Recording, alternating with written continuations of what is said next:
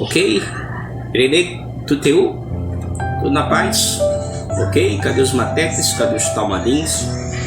Vamos falar sobre obreiros, a parte de Deus, a instituição do obreiro. O texto é o Evangelho de Mateus, capítulo 9, versículo 35 e o 38. A gente vai ver aqui a necessidade de ter obreiros. Quem é que não quer ter obreiros? Qual pastor que não sonha ter aquela comitiva de obreiros qualificados, obreiros de Deus? A gente vai ver que há uma variedade de obreiros versátil, habilidoso, apto para a obra. Existem também obreiros fraudulentos, obreiros que são enviados por Deus e obreiros que são enviados pelo Satanás, obreiros que vêm causar prejuízo à obra, obreiros falsificados. Paulo fala isso aos coríntios, aos cristãos de Corinto. Na sua primeira carta, na sua segunda carta, ele fala sobre isso. No Evangelho de Mateus, a gente vai ver aqui um método infalível, como ter obreiros qualificados, ok? Porque não basta você ter uma multidão de obreiros problemáticos, mas obreiros que são enviados por Deus. E aqui Jesus, ele vai dar uma grande dica, né? Ele vai nos trazer um ensino sobre isso. Veja, às vezes a gente pensa que o obreiro, a qualificação dele, às vezes é dada até no estudo teológico, no ensino de doutrina, mas o que ensina corretamente o obreiro é o próprio Deus. Deus, ele é o que inicia esse trabalho de discipulado, é o próprio Deus, é o que disciplina. E um modo que ele disciplina, ele envia, direciona. Vejamos. Capítulo 9, versículo 35. Capítulo 9, versículo 35 do Evangelho de Mateus, 9:35. E percorria Jesus, veja só, Jesus e os seus discípulos. E percorria Jesus todas as cidades e povoados, as vilas, né, como antigamente, ensinando nas sinagogas. Veja, Jesus percorria e chegava nas sinagogas e ali ele ensinava. Veja que a preocupação aqui não era somente pregar, mas discipular, né? Instruir.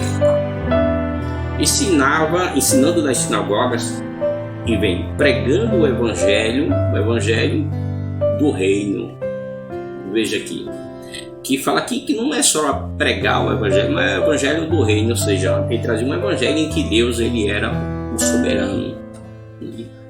Deus é ele que está justamente sobre esse projeto de salvação. Ensinando nas sinagogas, pregando o evangelho do reino, curando todas as sortes de doenças e enfermidades.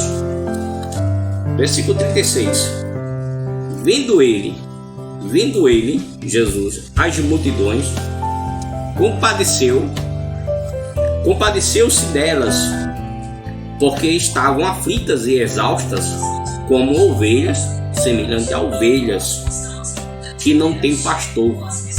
Note que além de não ter ainda lugar para congregar, elas viviam dispersas, e o Senhor quer ver as suas ovelhas dispersas, né? Há quem diga que não há necessidade de um lugar para congregar, mas aqui Jesus estava preocupado. Quando Jesus vê aquela ovelha dispersa, sem lugar, né, para se alimentar, para estar ali protegido, para se fortificar, para se nutrir pela palavra, de algum modo ali sendo acolhida pelo próprio Deus, o Senhor fica preocupado. Veja aqui, vendo ele, as multidões, compadeceu-se delas, porque estavam aflitas e exaustas, como ovelhas que não têm pastor. Então veja que a ovelha tem que ter um pastor. Por isso que Jesus estava discipulando os seus obreiros, estava ensinando. Aí veja a necessidade do ensino do próprio Deus para os seus obreiros, para depois ali eles serem apacentadores. ser pastores.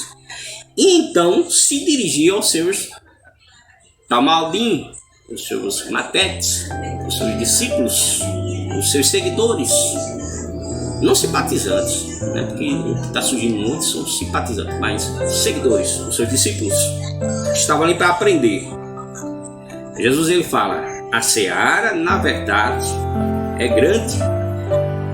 A seara na verdade é grande, mas os trabalhadores, em outras linguagens, coloca obreiros.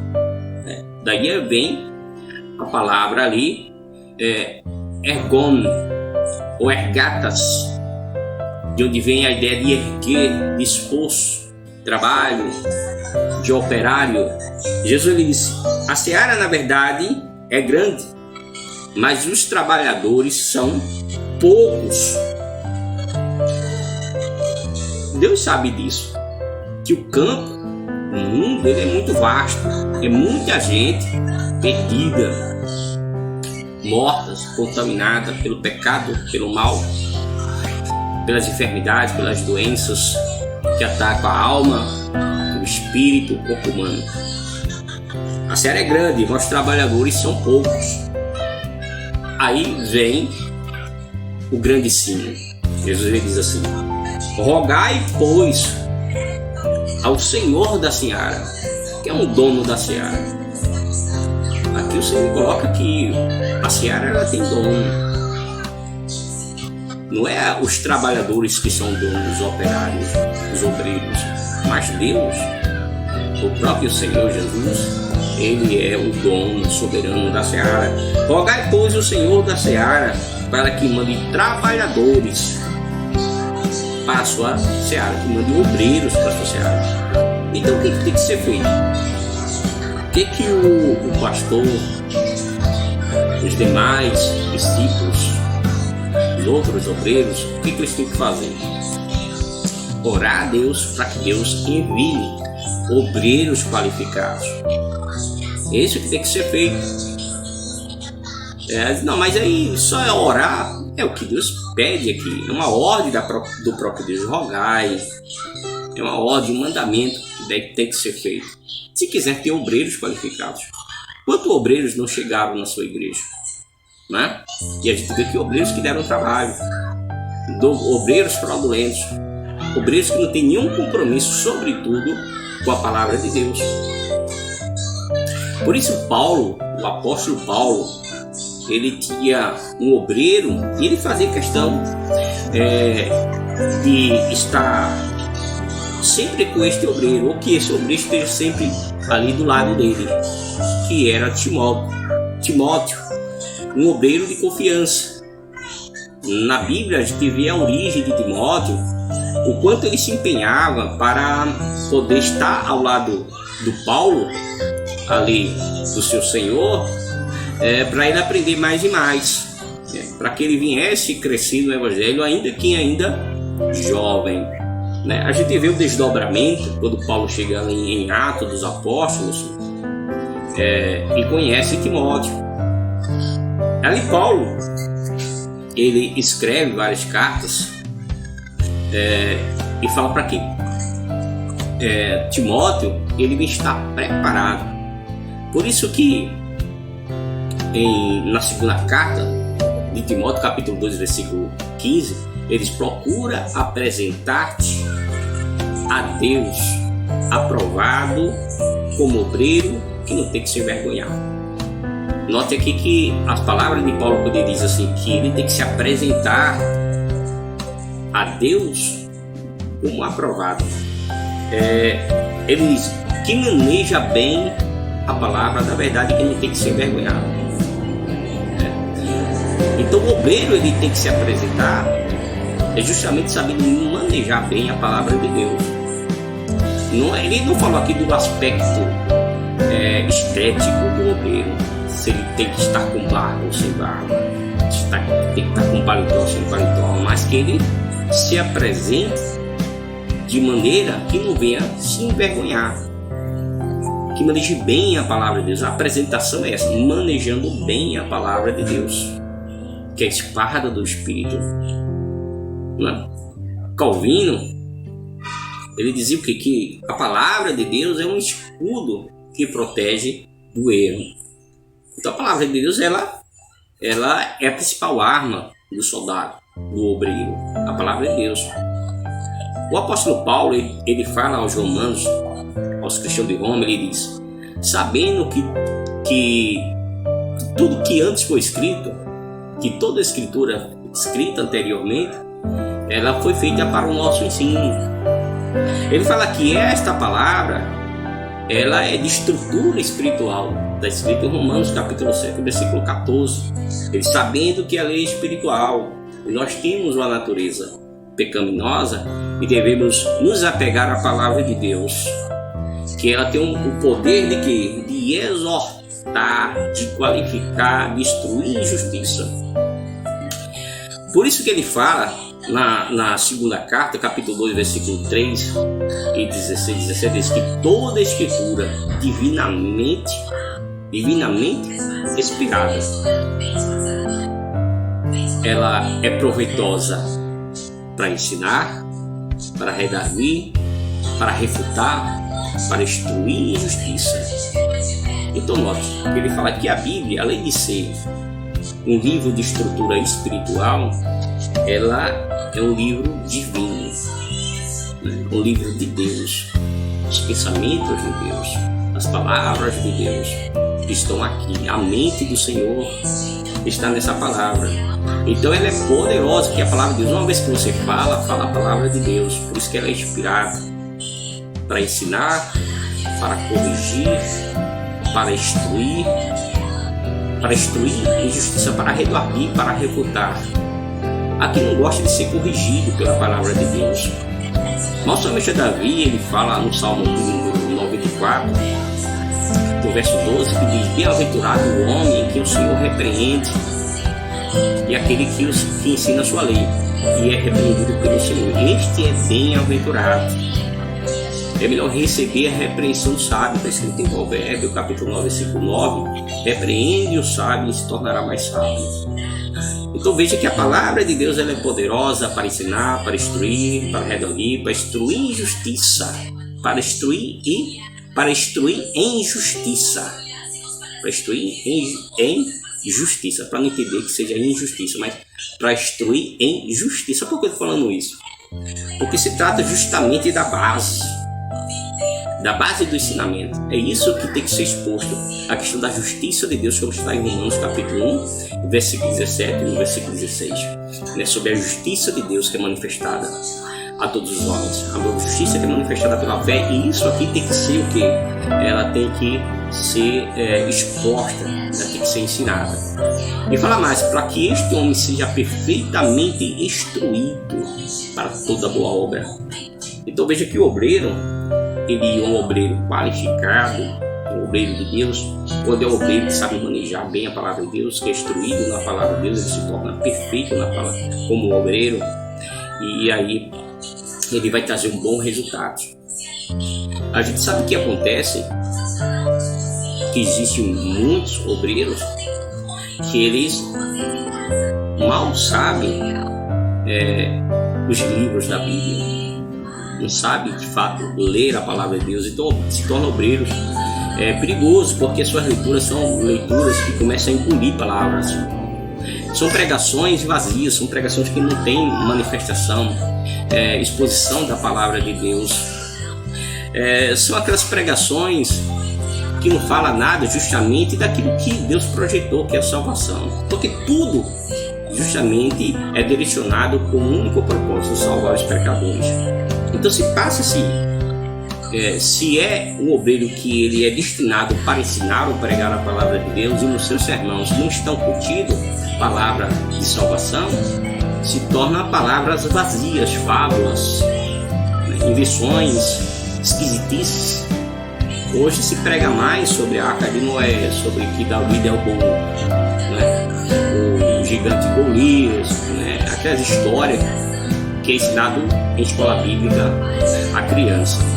Geralmente são pregações mais focadas no Antigo Testamento. Jesus disse que a gente não pode colocar remendo novo, em pano velho. Pano novo e pano velho, remendo. Não pode ser feito isso. Por isso a preocupação de Paulo com Timóteo. Por isso que no capítulo 4, versículo 13 da primeira carta, ele diz: olha, Timóteo, antes de eu chegar aí em Éfeso, porque havia uma preocupação da parte de Paulo em que Timóteo ele ficasse na igreja de Éfeso. Por isso que ele diz: olha, persiste em ler, te aplica a leitura, exorta, busque exortar o povo e ensina até a minha chegada. Por isso que eu te deixei o quê? Eu te deixei em Éfeso, na igreja de Éfeso. Está lá escrito no capítulo 1, no versículo 3, quando ele diz: por esta razão que quando eu fui para Macedônia, me encarreguei de te deixar lá em Éfeso. Para o quê? Em ordem, para que outros não ensinem outra doutrina, né?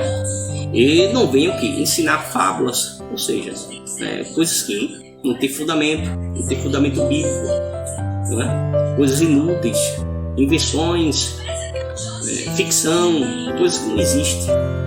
E a gente vê muito isso, né? Pregações com pouca ou nenhuma conteúdo bíblico, mais história e mais gritaria, ok? Por isso que persiste em ler, capítulo 4, versículo 13, persiste em ler, te aplica a leitura, exorta, ensina até que eu vá. Ele fala outro ponto importante, no capítulo 4, versículo 16 ainda da primeira carta, ele diz assim para Timóteo: um obreiro que tem uma responsabilidade não só com ele, mas também com o povo, porque o povo é de Deus, e aí ele é o responsável em capacitar aquele povo, instruir, em alimentar, em ensinar, aperfeiçoar aquele povo na palavra de Deus e também por ele mesmo. Por isso que no capítulo 4, versículo 16 da primeira carta, ele diz assim: tem cuidado de ti mesmo, de você e da doutrina, tem cuidado da doutrina, porque fazendo isto te salvarás. Olha a importância de ser instruído na palavra de Deus. A preocupação é com a salvação, não somente sentir ali uma alegria passageira no culto, mas a nossa busca, a nossa ida na casa de Deus é justamente para se alimentarmos e nos aperfeiçoarmos na base da palavra de Deus, no que consiste na fé e na graça, como a gente vai ver adiante. Ele diz: ter cuidado de ti mesmo e da doutrina, porque fazendo isto te salvará, tanto a ti mesmo como os que te ouvem. Então o objetivo do obreiro é levar a palavra de salvação para aqueles que estão escravizados no pecado e nas falsas doutrinas, porque elas acorrentam. Por isso que Jesus falou aos fariseus que todo aquele que comete pecado é servo do pecado, e conhecereis a verdade vos libertará. E eles, depois de retrucar a Jesus, dizem: não, mas a gente não somos escravos. Por quê? O falso ensinamento, ele leva as pessoas espiritualmente, a sua alma, para a cadeia, para a escravidão. Por isso que o Senhor, usando o profeta Isaías, no capítulo 5, versículo 13, depois em Oséias, capítulo 4, versículo 6, ele diz assim: o meu povo será levado ao cativeiro por falta de entendimento. Por isso que os seus nobres, eles morrerão de fome, e as multidões se secarão de sede. Lá na frente, ele falando para Oséias, ele disse: olha, o meu povo, ele foi levado, ele está em cativeiro, porque lhe faltou conhecimento. Lhe faltou conhecimento. Quem é o responsável disso? O obreiro.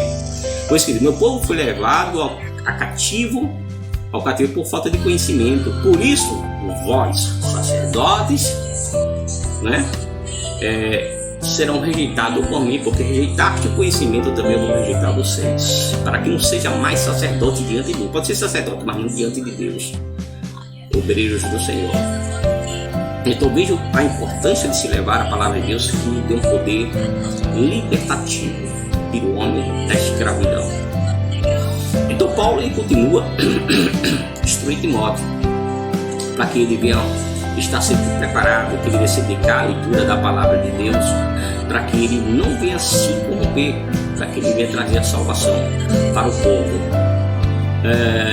Pedro, o apóstolo Pedro, ele diz assim: crescer na graça, capítulo 3, versículo 18, da segunda epístola universal de Pedro, ele diz: crescer na graça e no conhecimento. Errarit kai egnoi. Crescer na graça e no conhecimento. Veja a importância do ensinamento da palavra de Deus para que venhamos ter obreiros qualificados. Então o que a gente temos que fazer? Temos que orar para que Deus ele possa mandar obreiros qualificados, né? E não venhamos ser destruídos ou ser acorrentados por falsas doutrinas e por pregações fictícias, por fábulas, por invenções e por gritaria e nada de conteúdo da palavra de Deus. Ok? Um abração. Paulo, ele teve outro discípulo chamado Tito. Ele escreveu uma carta para esse discípulo, esse seguidor, esse obreiro. Ele escreveu uma carta de Paulo a Tito. Capítulo 1, versículo 3, ele diz assim, capítulo 1, versículo 5, ele diz: por esta razão eu te deixei em Creta, para pôr em ordem as coisas que ainda restam, e que de cidade em cidade estabeleça presbítero, como já te ordenei. E ali eles dão seguimento aos requisitos desse presbítero. Então veja a preocupação de Paulo para que esse obreiro que é qualificado, ele servindo de modelo. Por isso que também o capítulo 2, versículo 5, versículo 6, ele diz, né, ser exemplo, ser um modelo. Dele como obreiro qualificado, ele ser o exemplo. Imagine um obreiro, um presbítero, que ele não lê a palavra de Deus, mal sabe ler, e é um presbítero. Está tudo errado. Se realmente tem alguém que está assistindo aqui esse vídeo, existe algum presbítero ou até mesmo um pastor que mal sabe expor a palavra de Deus, esse chamamento ele não é verdadeiro. É melhor você entregar esse título, porque não é um chamado de Deus. É melhor voltar para o diaconato, para a porta da igreja, porque se não souber manejar a palavra de Deus, vai se tornar um obreiro fraudulento. Vai cair vai cair na refutação dos adversários por todo o vento de doutrina, como Paulo mesmo ele orienta a Timóteo, orienta a Tito sobre os ventos de doutrinas, para que não sejam meninos inconstantes, por toda roda, todo o ensino que vem é acatado, você ser confrontado com a palavra de Deus. Então existe isso, pregadores, presbíteros que mal sabem ler, não se preocupam em expor a palavra de Deus, ainda fica naquela pregação lá do Antigo Testamento, aquelas pregações infantis, de quem construiu a arca, de quem derrubou Golias, que foi Gideão, e o evangelho fica atrofiado.